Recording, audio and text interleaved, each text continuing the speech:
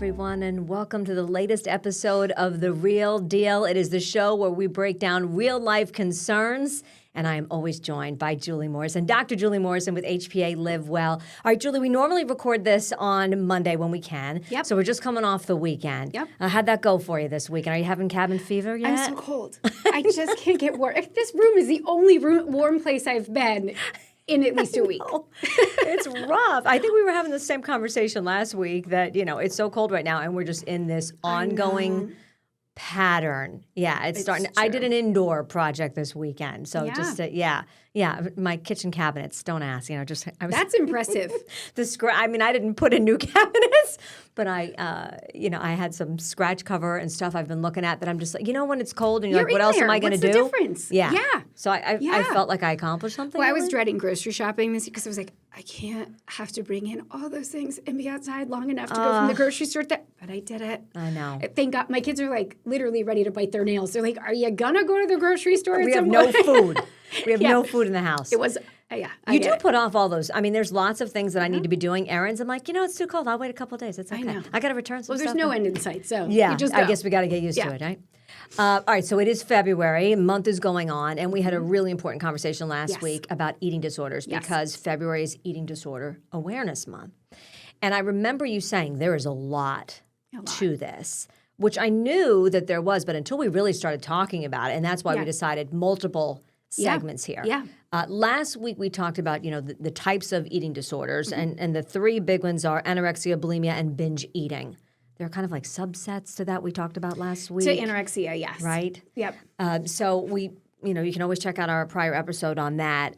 But we thought this time we want to get into why they develop. Right. And before we start that, I know the last thing you mentioned last week was, in the challenge, that we need to be aware of our own thoughts. Right. So talk to us about that a little bit first. Right. So we ended and I said, really be thankful, just be mindful around your own beliefs about weight, shape, and size, both for yourself, about others, things like that, because our sort of viewpoint really affects the way we conduct ourselves, the way we see the world, and it really kind of leads into the discussion on where do eating disorders sort of come from. Yeah. I think that traditionally what people will believe is that they're all based on weight, shape, and size concerns. And that's just not necessarily true. Okay. We have seen people land with disordered eating for a ton of different reasons. And our number one thing, and a lot of times it starts from some weight, shape, and size concerns. So especially with kids, we'll find things like, they were bullied and about being overweight. They didn't like how that felt, so they said, well, I'm going to lose weight. Or they thought they were going to get healthy for a sports team that they were on, and it got out of control. Yeah. And we can talk about how that kind of happens. Okay. But how something starts and where it lands is two different things, right? So no one wakes up in the morning and they're like, I'm looking for something to do. I think I'll try anorexia. Sounds fun. Lord, right? yeah. Like no one does that. Right. Right. Instead, these are eating disorders that sort of develop over time. And what our understanding of it really is, and we've seen it, for years and years during treatment, is that it's sort of, there's a function behind the behavior. So no behavior is an accident, be it anything that we do. And so same thing with disordered eating is there is a reason that behaviors that are even not healthy for you, right? Maladaptive, unhealthy, unsafe behaviors. There's a reason that those stick around. And it's not because someone's not smart enough to know that this is bad for me, right? It's because there is a purpose behind that behavior. Okay. And so to understand sort of from the beginning, where is our own weight, shape, and size, understanding, belief, value system, it's important to know because we are presenting that every day. We're setting an example for others by what we say. I keep thinking of children. Absolutely. And what Kids, we say. Friends, family members. The interesting thing is you don't know what position someone's in, right, with their thought process. So you might see somebody in the grocery store and you haven't seen them in a long time and they've lost weight. And you might say, wow, you look so good. Right. You don't know how they got there. They could have lost their appetite because they had a horrible loss. Mm-hmm. They could have, lost weight because of significant restriction. when you say sickness, a sickness, any of those things, where you say, wow, you look good, it reinforces something that you don't know the position that they're in, So right? important, yeah. Because you just assume like, oh, I like the way you look right now. Right. You're thinner. Well, and even You look doctors, good. and even doctors run into that, right? Yeah. Because they see a patient who had a higher BMI. They come back in to visit their doctor for the first time in a year for their physical, and the doctor says, "Wow, great job, you look great," without ever figuring out how'd you do that. Get there? Yeah. I wonder if they talk about this. Well, I know that in health classes, the kids are learning about this, right? I will be 100% honest that in what I do, it obviously matters. Yeah. I've been very lucky that I've never been in the position where somebody said to me, you need to lose some weight. Right. Or where a viewer will say, gosh, you look like you gained a lot of weight. That stuff happens to people all the time in my business. Right. But I'm, of course, like any woman or any person really, very much aware when I'm up a few pounds, down a few pounds, when things fit me better, when they don't fit as well. You don't want to have to get a whole new wardrobe. It's an ongoing issue. The older you get, the more of a concern it is. So this is something that's on my head a lot. Yep. And I think even maybe growing up, my mom was always on a diet. She was like a yo-yo dieter, and I hear my sister and me and some of the things we say in front of our children, and my daughter is smart enough to say, literally something to the extent of, well, I don't know if that's really such a healthy thing you want to say in front of your kids. Right. And I remember thinking, worst parent in the world, because the last thing you want to do is give your child body image, concerns. Right. And certainly never think anything directed at them, but me being concerned about my own weight in their presence and saying, like, oh, I don't like the way this looks on me. Oh, God, I'll go change. Right. Like, oh, I look like a balloon in this thing. Let me ridiculous things that we say. Right. But look at the example that I then set for my daughter, and for my daughter to realize that and mention it to me, it made me think at least they're maybe talking about it in school, but clearly not enough.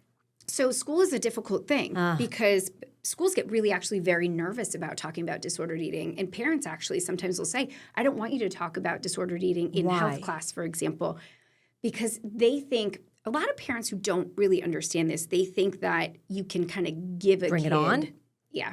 Disordered eating, right? So they're going to say, well, if you talk about weight, shape, size, disordered eating, for example, they'll say, well, you mentioned ways of purging in health class that people could say. They said, purging is vomiting or overexercise. You just taught my child that. Well, here's the thing. A health teacher is no more responsible than the kid they're sitting with at the cafeteria lunch table. We start to sort of load our gun with all of these different pieces that cause disordered eating. So there's the biological predisposition, right? There's some genetic kind of precursors to some of this stuff. So if you think about, you're sort of loading the gun over time, right? The biological predisposition, there's other comorbid mental health concerns that can kind of, again, load that even more. And then it seems to be sort of the societal and cultural pressures that sort of tend to sort of pull the trigger in that way. Yeah. And so we end up sort of predisposed to the possibility of disordered eating, and then that culture, be it family culture, your school, your environment, society, Instagram, whatever, all of it, that sort of forces people over the edge. How about AI even? I mean, imagine someone, a young girl, maybe she was bullied, could be a guy too. Whatever happened, we know what happens on, both sexes. Yeah. So you go on, how can I such and such? I'm really good. How can I lose it? And then boom, artificial intelligence. Here's what you do, blah, blah, blah, write down. And it does. Yep, and it does. And there's no catch. No. There's no way to catch that. And it doesn't even have to be, AI. It can be, we call them pro-Ana and pro-Mia websites. So pro-Mia is bulimia, pro-Ana anorexia. Wow, okay. Where there's influencers that teach you how to restrict, teach you how to... Oh my gosh, TikTok. To purge. I'm not on TikTok myself, believe it or not. Exactly. And interestingly enough, parents really need to be aware. If you scroll your kids' Instagram or TikTok for a minute and just see what their reels are, just see what they have for you, you will get a sense of what they were looking at. Because unless they hovered over that page long enough or they were looking for something, those things aren't going to populate, right? And so you at least get an idea of where their heads were sort of skewed. Oh, yeah. The algorithm is there. If they're looking at a few things, It absolutely it is. just comes up again and again. Right. Any social media is like Right. that. Right. Yep. Absolutely. But now let's say that that's the thing and your kid's scrolling for those things, but plus you're the mom that says, oh my God, I look terrible in this, or no, I can't have any, birthday cake because, Right. I ate too much yesterday. Oh my, whatever. Then you're setting you're not just telling your kid that, they should judge themselves, but they're taking the person they technically probably look up to the most that says you should question yourself. You should doubt yourself. I doubt myself. I doubt, Right. how I look. I value how I look over sharing your birthday cake, right? People want to recognize the messages we're sending. I say this to teachers all the time, especially in elementary school. Well, the rules are different now that everybody's got allergies to stuff. But, right, the old school kids used to come around, here's my cupcakes. Would you have a cupcake? Right. And the teachers, oh, I can't eat that. I can't have that I can't have today. that. I don't have sweets. I'm What does watching that my kid- waistline. Right, what does that kid think? Oh. So this I am feeling cookie is horrible in bad. this segment already, thinking about how I You're grew welcome. up. And what I do doesn't help, but I know it's in we all have these thoughts, but that's what we have to kind of, so what do we do? We got to change our mind. We have to be more cautious with our words. But I think you have to own it. See, the thing is, I the own difference it. between an eating disorder and disordered eating or disordered body image is that you can say, man, I'm uncomfortable. People are uncomfortable, right? You hit these women who are, and all you do is see this all the time, perimenopause, menopause, right? People Oh, are sure. 45, 46, 48, 50 something, and they're like, oh, I've gained weight. They're all upset about it. Yeah. That makes people uncomfortable. That's okay. That doesn't mean you have an eating disorder or body dysmorphia, Right. whatever it is. That doesn't mean that. You're allowed to be dissatisfied from time to time. What you're not allowed to do is to go to extremes to manage that. Right. But just by talking the way we talk, if someone is more vulnerable, that's the piece that I'm a little stuck on. I know we still have to talk more about social media and just how addictive it is. Yes. Also want to get to, though, some of the other causes, because it isn't just body image. Or you said sometimes it can start that way and then morph. And also, what are the words that some of our kids are saying so that you can start picking up on it before? Because what we know is the earlier we catch this stuff, the better the outcome. And you want to catch this early. All right, a lot more to talk about. Please stay with us. We're back in just a moment with more from The Real Deal.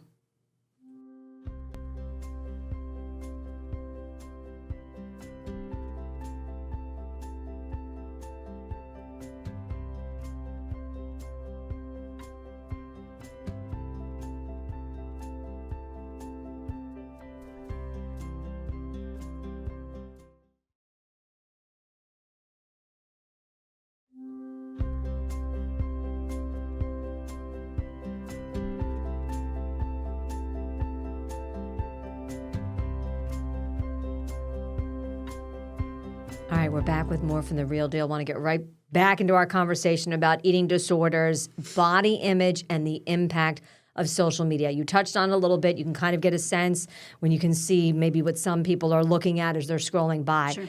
But it seems impossible to meet the standard of what we see online, even though we know, your life should be as good as it looks on social media, right? Yeah, absolutely.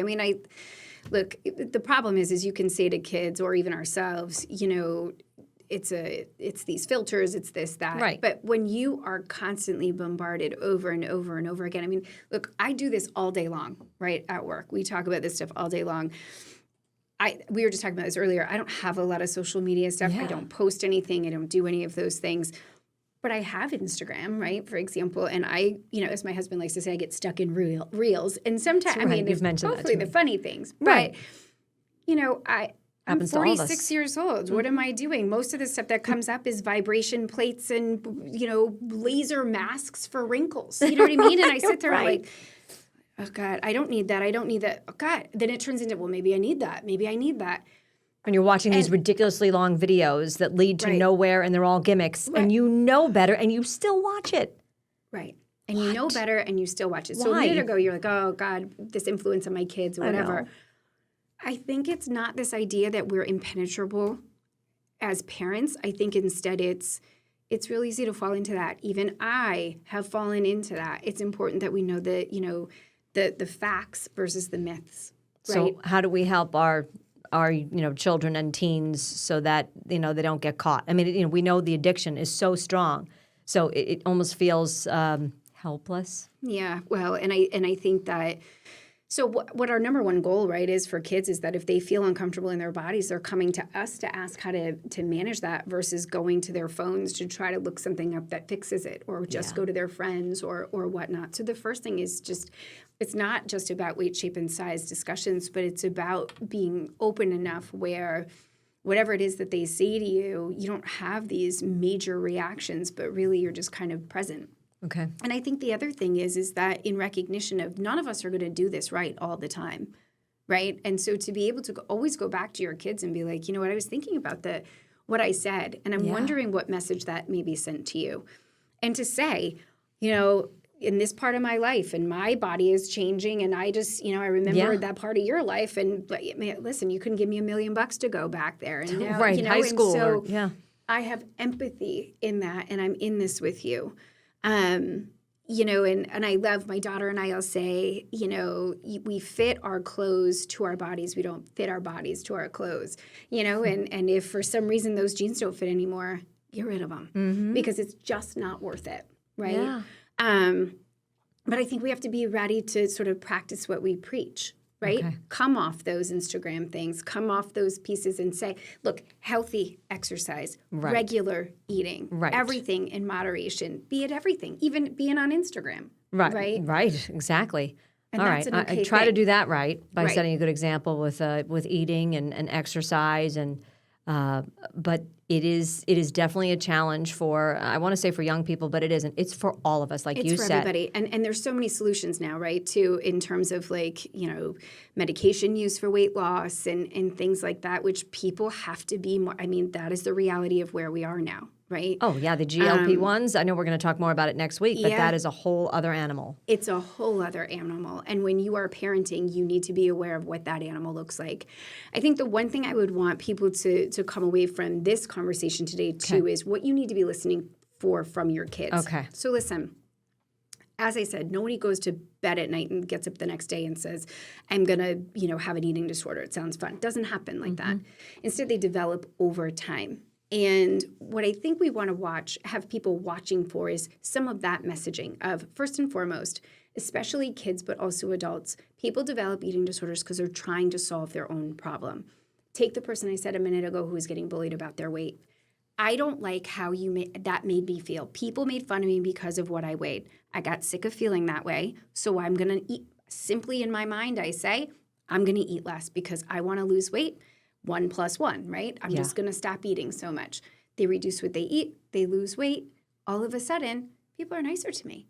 Look, I'm right. Is that what it is? Or did your confidence go up? Are they attracted to your confidence? But the thing is, this kid didn't choose an eating disorder. They chose to not be bullied. So the function behind the eating disorder is that it's a protection from the bullying. Yeah. We're not looking at weight, shape, and size. It's not about food. Right. It's about protecting against what felt so bad. Take it for somebody who's worried about a sport. I want to make the soccer team. I want to make the soccer team. I want to make the soccer team. So I'm going to run. I'm going to be healthy. Wow, I'm running faster and I lost weight. And maybe I'm going to do a little more. Yeah.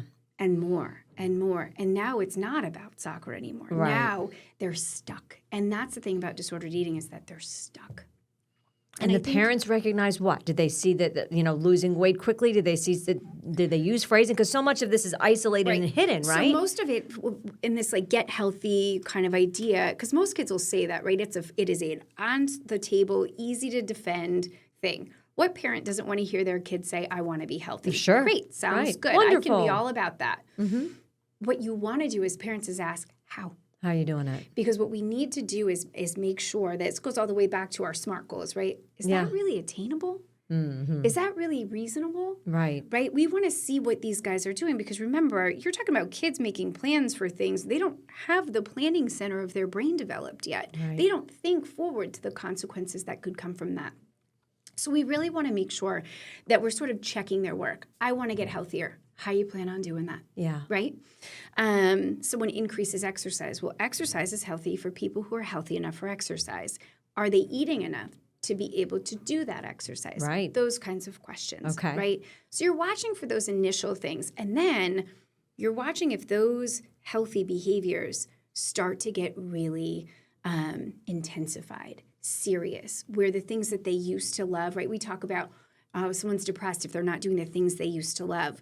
Well, with disordered eating, if they're all full throttle on this healthy behavior, and now they're not doing the things like going out with their friends, for example, there's usually a reason. And the reason is that eating disorders are a disease of isolation, right? Okay. You have to disconnect in order to maintain your eating disorder. Because if not, you would say to me, we're going out to lunch. Why didn't you have lunch? Right, exactly. Right? So it starts to stand out. And so I have to not go out to lunch with you for you to not notice my eating disorder. And so what we want to do is notice those kinds of changes and really watch, especially as parents, are things getting more and more serious? Are they no longer eating the food they used to like? Even at dinner, like paying attention, right? Are they coming down for dinner? Are they saying they're not hungry? Things like that? Excellent point. Okay. Right? So we're looking for things, not eating with the family. I already ate. Yeah. Coming up with reasons that they can't finish their food. Dropping things, spilling things so that they can't eat those things. Wow. Saying that they ate before they came home. We also want to watch for, so that's restrictive behavior, but we also want to be watching for binge purge behavior, right? Where Eating people so much aren't eating so much and then all of a sudden they are, right? Where you're buying food at the grocery store and it's all gone all of a sudden. Okay. Or if somebody's leaving that dinner table and going to the bathroom. Showers are a big deal. Showering right after meals because people will end up purging in the shower because they don't want anyone else to catch them or turning the water on so you can't hear it. We have to recognize that it requires deception. Yes. Because if you don't have that, you can't maintain it. Okay. And so that's what we really want to be looking for. And then there's the binge eating piece where there's so much shame in that, right? And so much disconnection around that and not really wanting to recognize that this is a behavior that they've engaged in. So it's very discreet and private, maybe done at night when you're asleep, things like that. Yeah. So really, I mean, as always, parenting isn't easy. And I know I keep bringing it back to parents when I know it can affect people of all ages, really, right? Yes. But, as parents, you always hope you try to, catch something before, like you said, before it gets to be even worse. Yep. So, we kind of, I think we already addressed the fact that it isn't just body image, but are there other key factors? I mean, does depression go that way? Does, what are some of the other? Sure. So some of the others, yes, there's a high relationship between anxiety, for example, depression. There's also, interestingly enough, there's a strong relationship between attention deficit disorder as well. I think you brought that up last week. Because that impulse control, right? Think about I can't manage those impulses. Yes. But the other end of that coin with attention deficit is a lot of times the medication that treats those illnesses are stimulant medications that cause appetite suppression. They cause appetite suppression. Okay. So you may start to lose weight because your weight is going down because you've lost your appetite synthetically because you took your medication as prescribed for your ADD. And now I've lost weight. That feels kind of good. I'm going to keep it up. So you want to remember that. We have kids that had mono. And they lost their appetite because they were sick, lost 10 pounds, and now they go back to school and their friends are like, man, you look good. Well, guess what they want to do? Right. They want to lose more. Of course. So that's the stuff that kind of starts. You brought up pardon me, I didn't mean to interrupt you, but when you brought up ADHD, I'm thinking about my daughter, but obviously, like we said, it's girls and boys. Yep. So, my son, 16, he has Down syndrome, and that impulse, right? Yes. So he's impulsive, even though he's doing very, very well. There are moments, and one of the toughest things can be if he's, say, on break or he has the whole day off. Yep. Fortunate that for the most part, it's healthy foods. Like he'll eat a whole massive thing of blueberries, but he's still going to hurt after that. Right. Or, we've got a whole thing of strawberries, and I can tell him again and again, just have 3 or 4. I can even make his own bowl. And there are days when he is amazing with it and he's following it and he's following the direction, no problem. And then there are other days where he definitely can't and he will be impulsive. And then I hear myself even now with oh, you really like, with your weightlifting, you're doing so great. You love the way you look. You don't want to eat so much. And I usually throw in and not be healthy. Sure. But of course, I'm also worried that he could be made fun of, that he'll be bullied. And so in my mind, I'm thinking, oh, okay, he's doing well, but I don't want him to gain weight.